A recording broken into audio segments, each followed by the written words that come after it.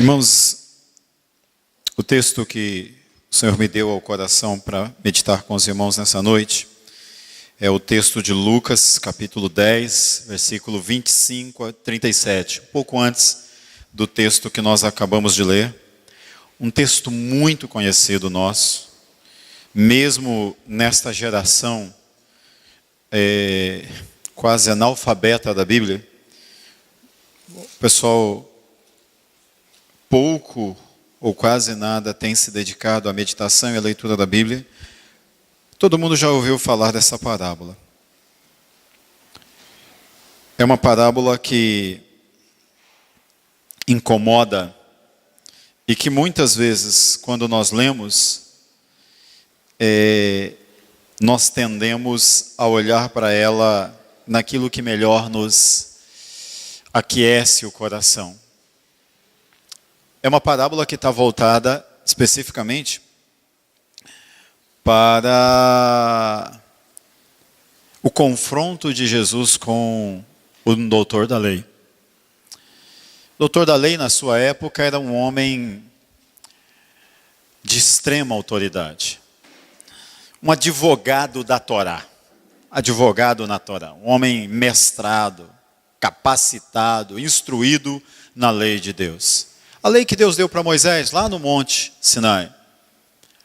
A lei que está sintetizada nos 10 mandamentos, mas quando nós lemos Êxodo, Números, Levíticos, Deuteronômios, nós vemos ela numa amplitude muito maior. Depois, no Novo Testamento, nós encontramos Paulo dizendo, tudo isso se resume no mandamento. Amarás o Senhor teu Deus de todo o coração e o próximo como a ti mesmo. Paulo está citando o que o jovem rico respondeu para Jesus e está citando o que nós encontramos nesse texto. Mas aquele doutor da lei, apesar de ser um conhecedor da revelação maior de Deus para Israel, que são as tábuas da lei, ele fazia parte de uma geração que dia após dia queria saber, o que é mesmo que eu preciso fazer para ser contado como aqueles que depois que a vida terminar aqui, vai viver no reino? Provavelmente, esse homem é um fariseu. Ele vem do grupo farisaico. É doutor da lei, mas do grupo farisaico. Por quê? Os fariseus criam na ressurreição. Os saduceus, o outro grupo, não cria na ressurreição. Veja bem, para um fariseu, depois da morte, quando o Messias viesse para governar, se levantasse sobre Israel, na era de ouro que surgiria no futuro, então, os que eram do reino, os que tinham aliança, os que faziam parte do povo de Deus, se levantariam e reinariam com ele. Os saduceus já não, eles acreditavam que a coisa ia acontecer em algum momento, os que morreram, morreram.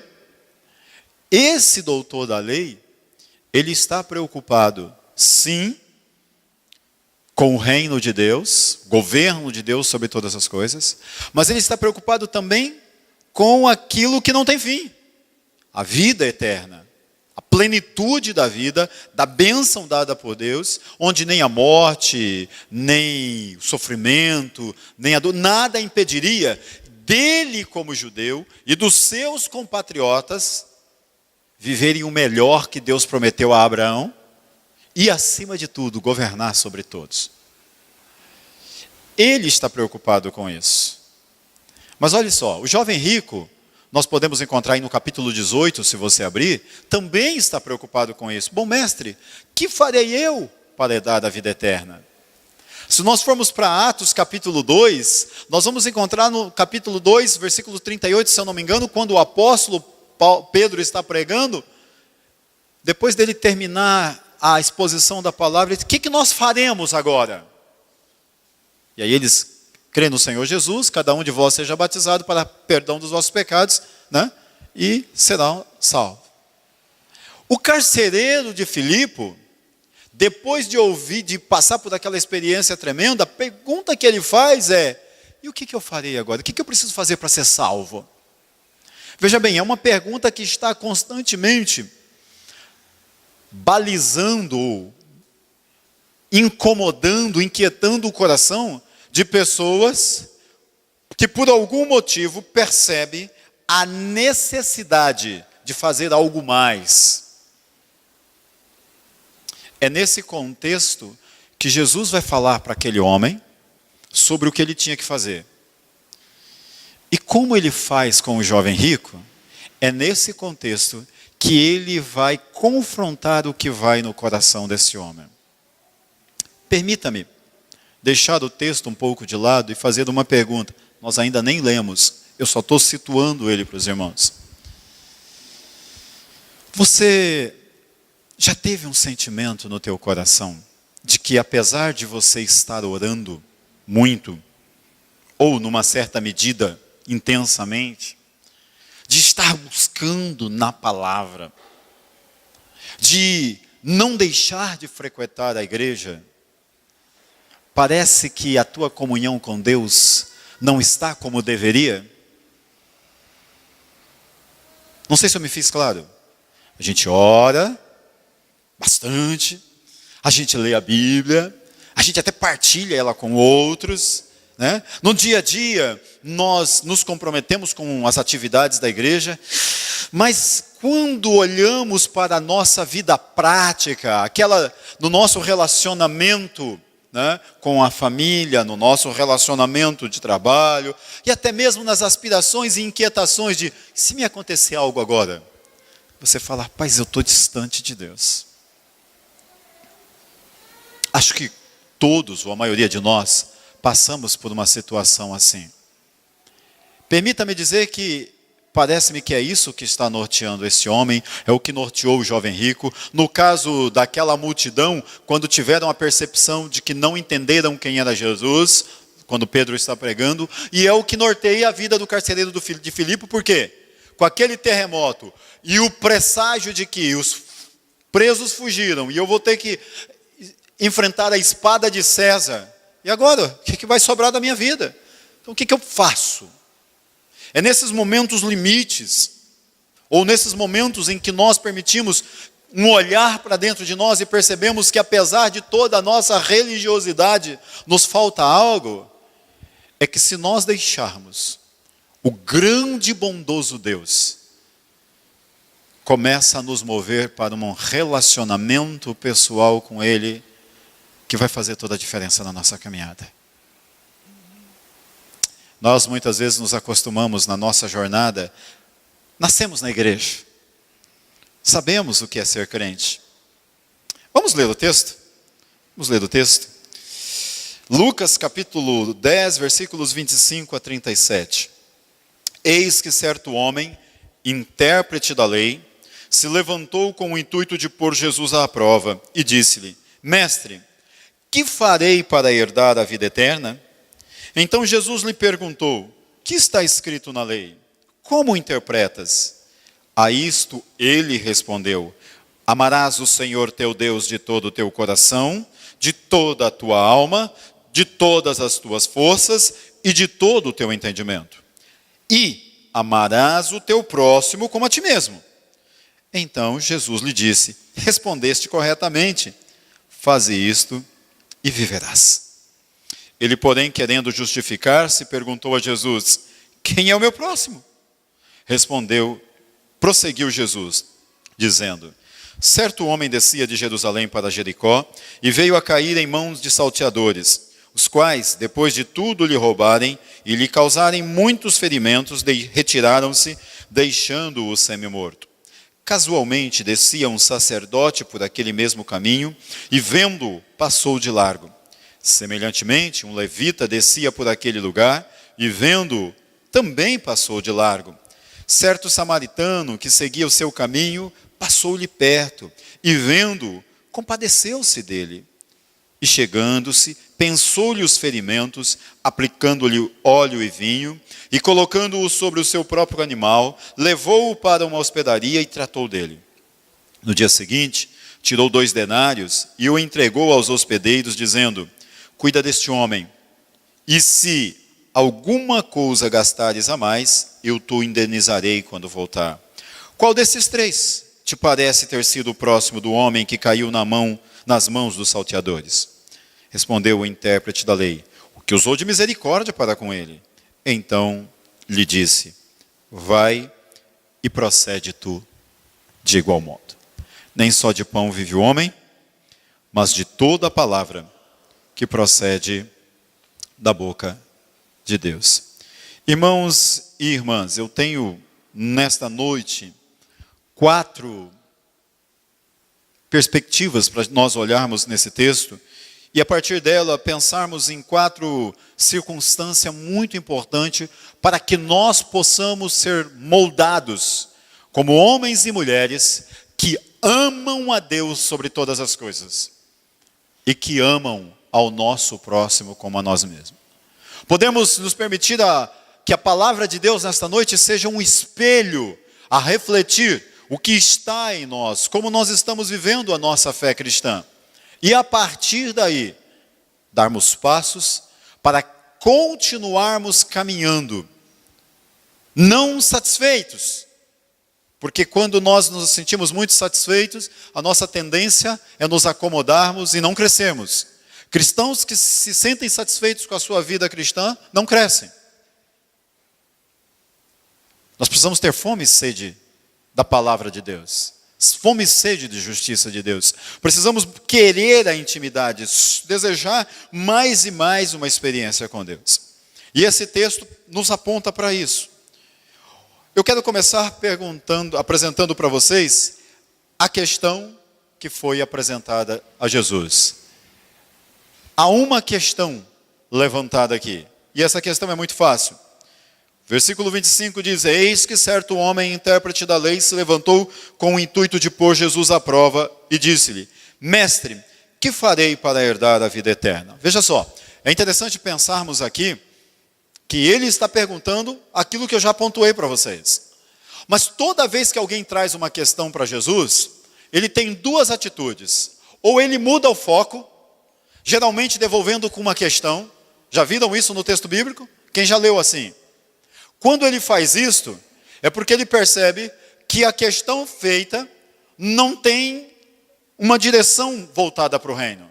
Então ele lança outra, geralmente, que vai direcionar a pergunta para o que é o cerne da vontade de Deus. No caso do jovem, desse homem, do intérprete da lei, pode ver que ele, num primeiro momento, ele não muda o intento. Ele simplesmente implica esse homem na questão. Olhe comigo para o versículo seguinte. E ele diz assim: então lhe perguntou Jesus: que está escrito na lei? Como a interpreta? Ele não mudou a pergunta. Ele devolveu a pergunta para esse homem numa proporção. Como é que você, que é doutor da lei, interpreta essa questão? Jesus, olhando para aquele homem, não o desmerece, sabendo o intento do seu coração, porque ele estava tentando pôr Jesus à prova, e Jesus tinha o discernimento do Espírito. Não são raros os textos que falam do discernimento que Jesus tinha no Espírito, do que estava acontecendo, do que os seus discípulos falavam escondido, do que até Jerusalém, e começam a inquirir onde nasceu o Messias. Veja bem, eles que estavam distantes, que estudavam os astros segundo a narrativa bíblica, eles que percebiam os sinais dos tempos, haviam discernido. Nem os doutores da lei, nem os fariseus, nem os sacerdotes conseguiam pontuar onde é que havia nascido o Messias. Eram mestres da religião, mas não discerniam o que Deus estava fazendo. Todo homem que carrega em si o que eu devo fazer para herdar a vida eterna, todo homem que carrega no seu coração o incômodo do que vai acontecer comigo se a morte se acercar de mim, sendo ele religioso, ele precisa de ter um encontro com Deus. E olha, irmãos, o jovem rico, quando ele responde para Jesus, ele diz: tudo isso tenho guardado desde a minha infância. Eu estou fazendo uma para e passo do capítulo 10 com o capítulo 18. Tudo isso tenho guardado desde a minha juventude. Permita-me dizer a você, meu irmão e minha irmã, nesta noite, guarda o teu coração de não passar uma vida inteira com a Bíblia na mão, na instituição religiosa e distante de Deus. Guarde o teu coração de passar uma vida inteira com a Bíblia na mão, se acercando dos poderes da instituição, dos espaços que nós vivemos, e de não ter experimentado a presença de Deus. Porque é a única coisa que pode mudar a sua vida. Esta é a questão importante. É a pergunta que o homem está fazendo. É uma pergunta que está no coração e na mente dele. É uma pergunta que, mesmo que ele está fazendo para colocar Jesus à prova, motiva aquela geração, como eu expus para os irmãos. E sem um encontro com Jesus, vão ao túmulo, cego, doutores da lei e encaminhados para o inferno. Membros de uma instituição religiosa e sentenciados ao inferno. Segunda coisa que eu encontro nesse texto, verdade, versículo 26 em diante, e aí é quando Jesus realmente aponta para ele, o que está escrito na lei, como a interpreta, e aí ele vai responder solenemente para Jesus. Jesus está apontando para ele uma fonte de autoridade.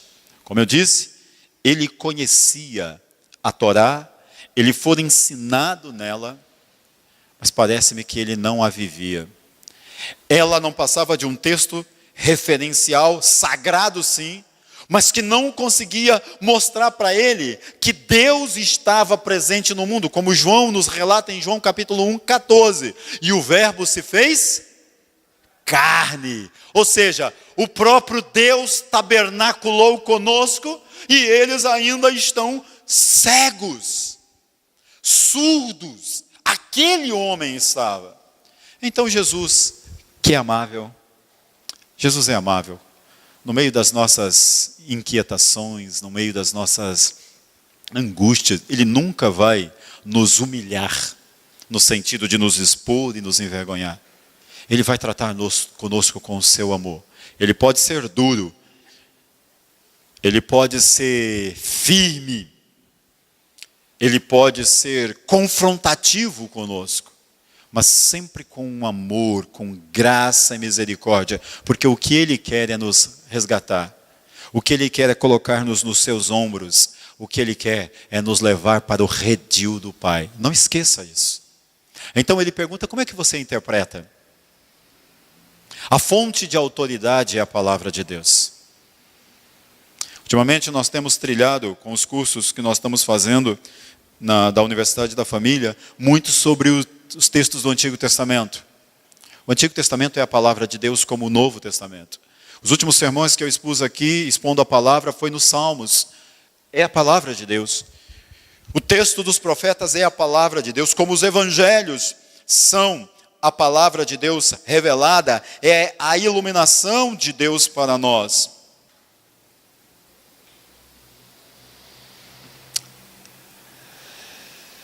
Sabe, irmãos, há algumas pessoas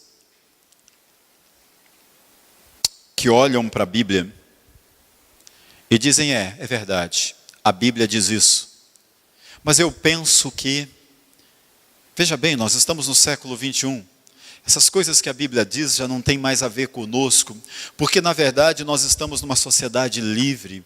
Na verdade nós temos outras hermenêuticas que podem nos dar outras interpretações. E aí começa-se uma discussão. Esses dias eu estava aqui no gabinete pastoral e recebi 2 pastores de fora que vieram dar uma olhada nos nossos documentos históricos.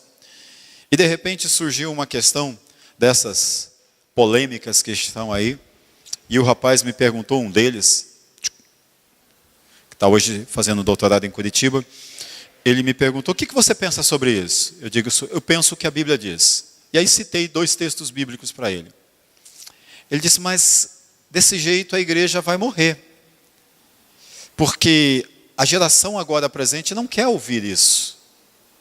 Essa foi a palavra dele. Me permita, ele disse, vou fazer o papel do advogado do diabo. Tá bom, estou acostumado com essa linguagem, não é problema para mim. E aí ele começou a fazer toda uma inquirição. E eu vendo quem estava norteando os pensamentos dele. Eu disse, eu entendo isso que você está me dizendo. Só que tem uma coisa. Como cristão, como servo de Deus, o que norteia a minha vida é a palavra de Deus. O Senhor me ensina a amar homens e mulheres. Mas o Senhor me ensina a tratar pecado como pecado. E de pecado nós nos arrependemos.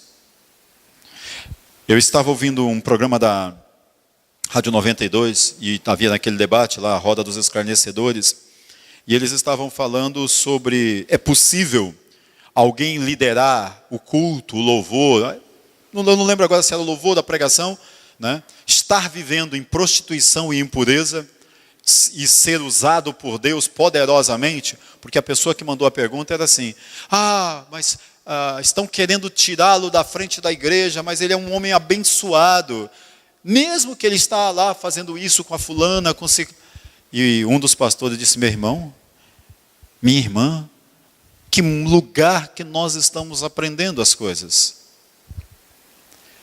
Deus diz que nós devemos abominar até a roupa manchada pelo pecado. Nós devemos amar o pecador. Esse homem, o que ele está fazendo é viver em pecado. E ele precisa de disciplina, ele precisa de arrependimento. Mas em amor. Porque ele precisa mudar de vida. Agora, a pecaminosidade precisa ser confrontada. Mas o relativismo da nossa presente ordem, irmãos, retomando, tem nos feito querer criar um acordo com o pecador na sua prática pecaminosa. Você esconde o que você está praticando, nós fingimos que não estamos vendo e nós continuamos bem. Bom, algum poder vai se manifestar ali, mas dificilmente será o poder de Deus. Porque a glória de Deus ele não dá outro, ele diz isso na sua palavra. Quando Jesus remonta o mestre da lei para a palavra, ele está dizendo, olha, a autoridade para definir as questões da vida do reino é a palavra de Deus. E é a palavra de Deus na sua singeleza, na sua simplicidade. Aquele homem responde, é simples, eu conheço a palavra. Eu conheço a palavra. E a palavra diz isto. Irmãos, não podemos dizer que seguimos a Cristo e rejeitar a fonte da autoridade espiritual que rege as nossas vidas. Nós, como cristãos reformados, afirmamos que a Bíblia é a nossa única regra de fé e prática. Os livros que nós lemos, os materiais que nós temos, são ferramentas para nos ajudar.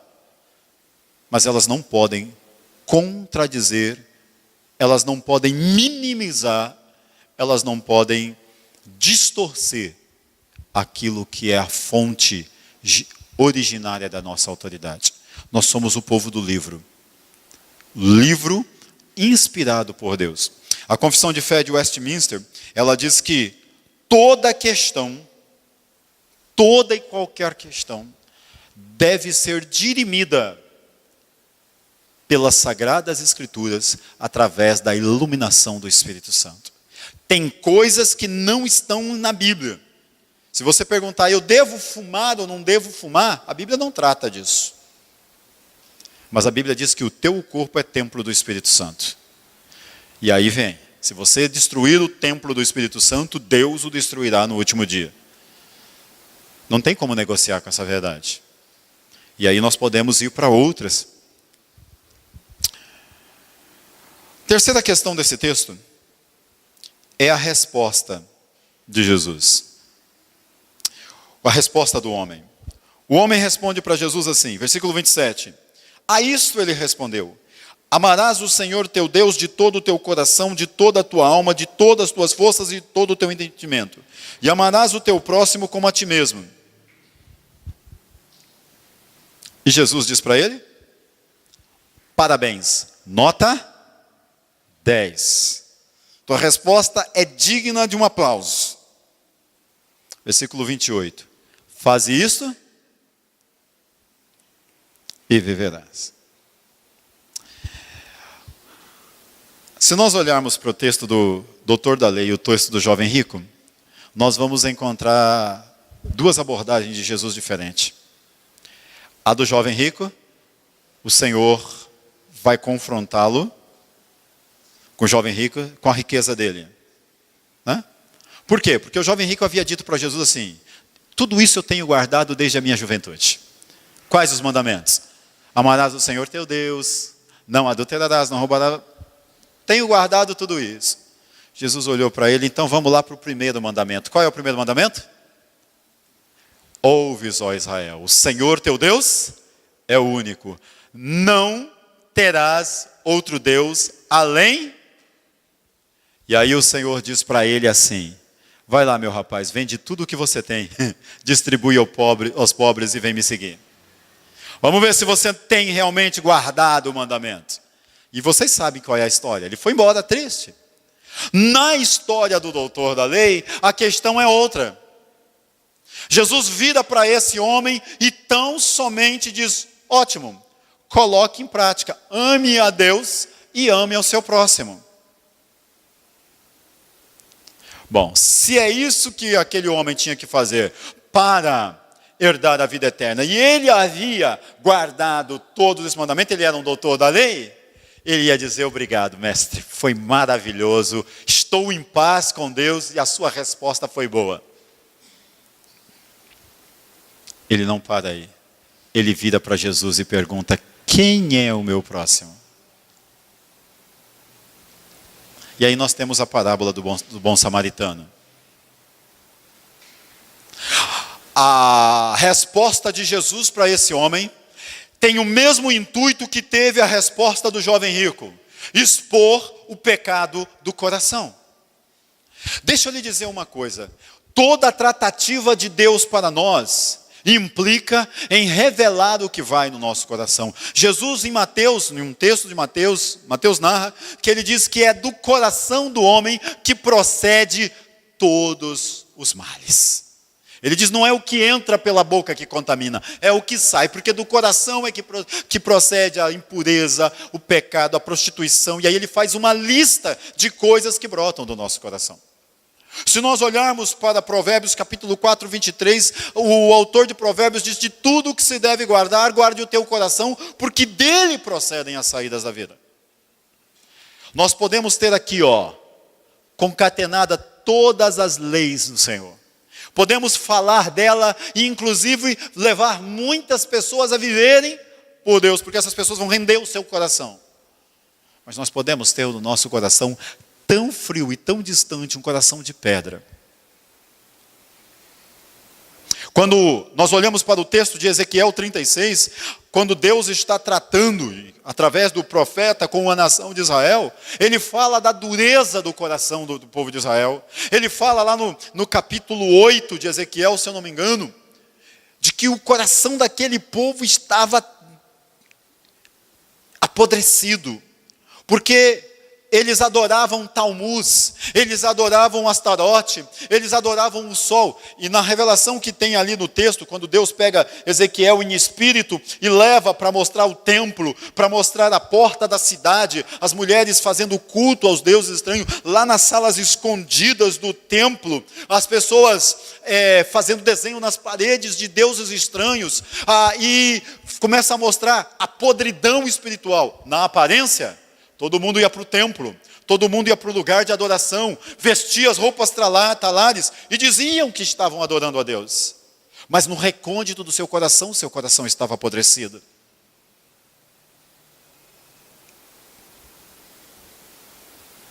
Deus está preocupado com o nosso coração. Ainda em Provérbios ele diz: filho meu, dá-me o teu coração. Quando Jesus diz que ele e o Pai virão fazer morada pelo Espírito, é dentro de nós, é no centro da nossa vontade, é governar de dentro para fora, é governar aquilo que toma o centro e a direção do foco da nossa vida. Quantas vezes, apesar de todo o nosso empenho, do nosso engajamento, o nosso coração está dividido. Eu não sei como está o teu coração nesta noite. Eu não sei como você tem andado na presença de Deus.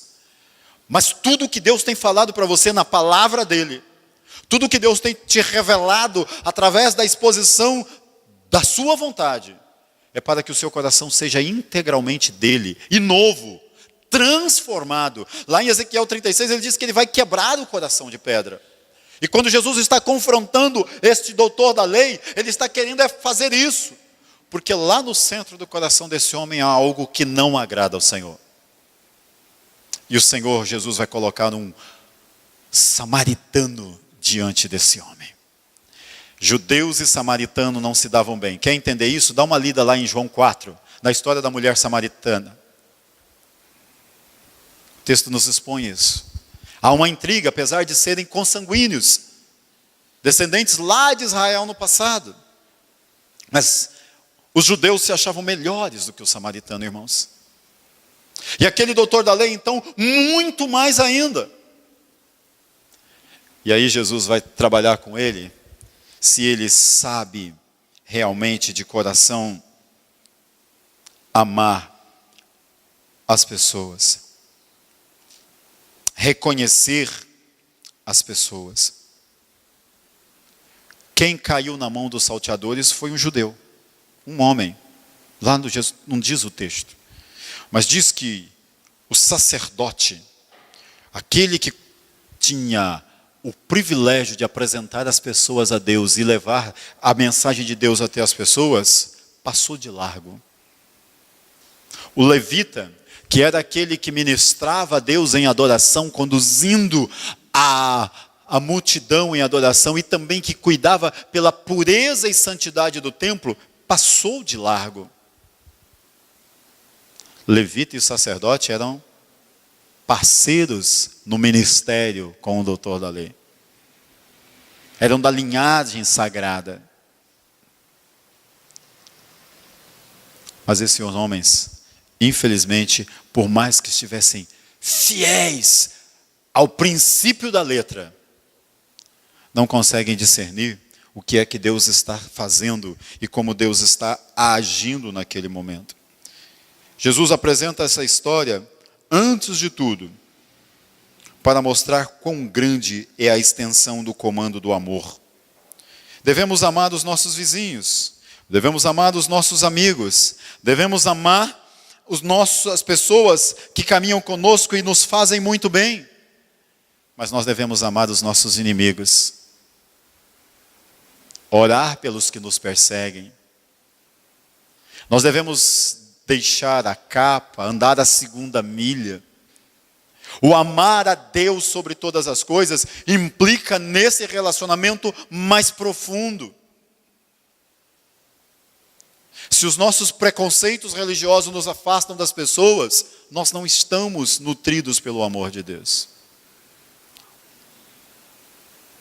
Se alguma coisa nos entrava de conviver e andar com as pessoas, é porque o amor de Deus não está dominando, não está regendo as nossas relações. E eu tenho dificuldade nessa área. Sou cordato demais com as pessoas, mas eu também tenho dificuldade. Tenho me colocado diariamente diante do Senhor.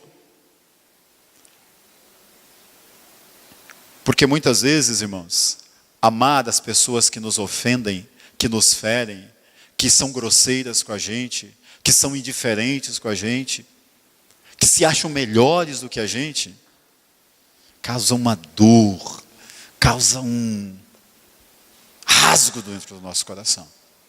E aí a gente percebe o quão pouco do amor de Deus nós temos dentro de nós. E aí me permita, a minha religiosidade não me ajudará a amar ninguém. Porque a minha religiosidade não mata o meu egoísmo. Meu egoísmo é morto na cruz de Cristo. A minha intelectualidade não me ajuda a amar ninguém.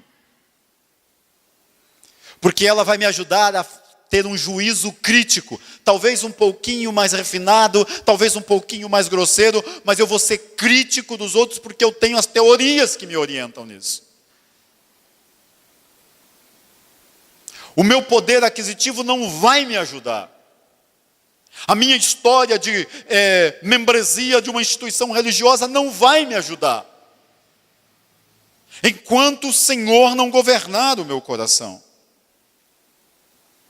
Não sei se vocês percebem isso. Jesus está confrontando esse homem. É fácil saber que eu devo amar a Deus de todo o coração, de toda a minha alma, de toda a minha força e de todo o meu entendimento. É fácil, inclusive, eu transmutar as minhas práticas religiosas e sinalizar que eu estou amando Deus desta maneira. Mas é diante do outro que o teste vai ser grande. Se há ódio no teu coração, o amor de Deus está diminuído.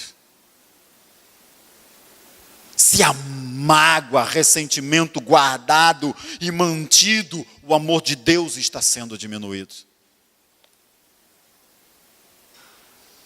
Não de Deus por você, mas o fluir dele na sua e na minha vida.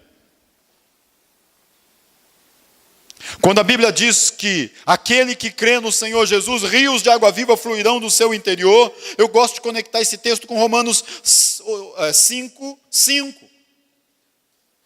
E a nossa esperança não se confunde porque o amor de Deus é derramado em nosso coração. E eu, quando eu leio esse texto, penso no derramado, o amor de Deus no nosso coração, eu penso, tudo que é derramado, ele transborda.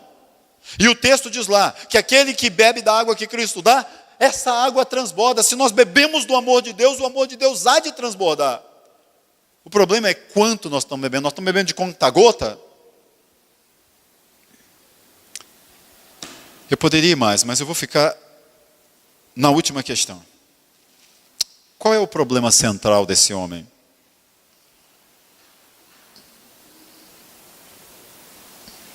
O problema central desse homem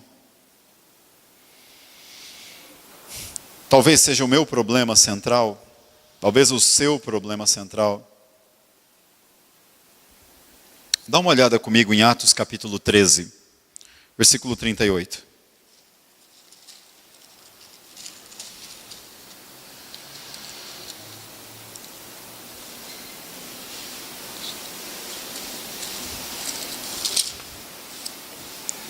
Atos capítulo 13, versículo 38.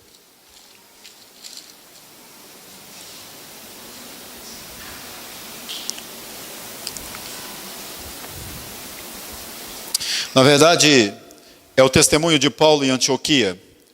E vem lá do versículo 16.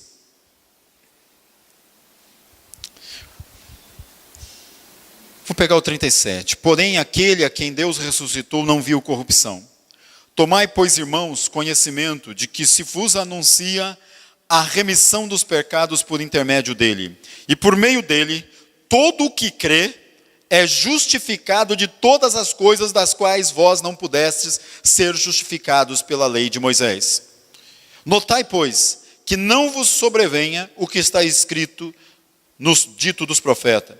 Vede, ó desprezadores, maravilhai-vos e desvanecei-vos, porque eu realizo em vossos dias obra tal que não credes, se alguém vô-lo contar. Paulo está pregando aos judeus, e ele diz aos judeus, e deixa muito claro nessa defesa, que aquele que reconhece Jesus como Filho de Deus, o Verbo encarnado, e confessa-o como Senhor, esse é justificado por Deus dos seus pecados, e é transformado numa nova criatura. Veja bem, o doutor da lei, o fariseu, e o saduceu e os israelitas viviam pelas obras da lei. Eles viviam praticando para ver se agradavam a Deus. E quando o jovem rico pergunta para para Jesus, ele está preocupado se ele já fez o que precisava ser feito para ele ter a parte dele na herança da eternidade. E o doutor da lei está perguntando a mesma coisa. Estão fiados naquilo que eles acham que fazem de melhor. Mas a salvação é pela graça. Mas a salvação é pela graça. Herdar a vida eterna só é possível para aquele que reconheceu quem é Jesus. Me permita. E se submeteu ao senhorio dele. Não exteriormente, mas no coração. Se com tua boca confessares a Jesus como Senhor, e em teu coração creres que Deus o ressuscitou de entre os mortos, serás salvo. Portanto, nenhuma condenação há para os que estão em Cristo Jesus. Está claro isso para você? Faz sentido isso para você?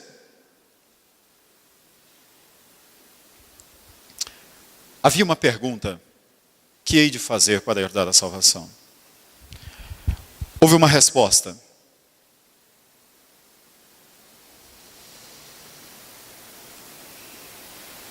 A resposta era bonita. Mas essa resposta foi orientada a uma prática. Veja bem, depois que eu me converto, sim, eu tenho que andar em santidade. Eu tenho que praticar a piedade. Eu tenho que amar a Deus, ter um relacionamento profundo com Deus e amar o meu próximo. Mas para que eu seja aceito no reino de Deus, só tem um caminho: Jesus Cristo. Jesus Cristo é o caminho, a verdade e a vida. Pastor, e depois disso? Eu concluo te dizendo, e eu quero que você preste bastante atenção nisso. Foi-me dado e te dado o Espírito Santo.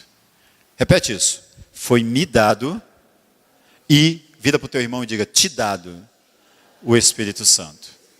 Irmãos, ele é o selo da promessa. Mas não é só isso. Ele é o capacitador a você de amar. Quando eu tenho o Espírito, e quando eu me converti, eu preciso me encher desse Espírito. E quando eu sou cheio do Espírito, o fruto do Espírito flui da minha vida. Nenhum doutor da lei que não se converteu, nenhum fariseu pôde experimentar isso. Mas você e eu podemos nessa noite. Podemos na nossa vida. Então nós temos tudo o que precisamos para amar a Deus sobre todas as coisas. E ao próximo como a nós mesmos. Cabe a mim e a você estar dispostos a me submeter ao Senhor Jesus. Que farei eu para herdar a vida eterna? Crerei no Senhor Jesus. Como viverei eu como herdeiro da vida eterna? Sob a direção e inspiração do Espírito Santo de Deus. Amém? Deus os abençoe.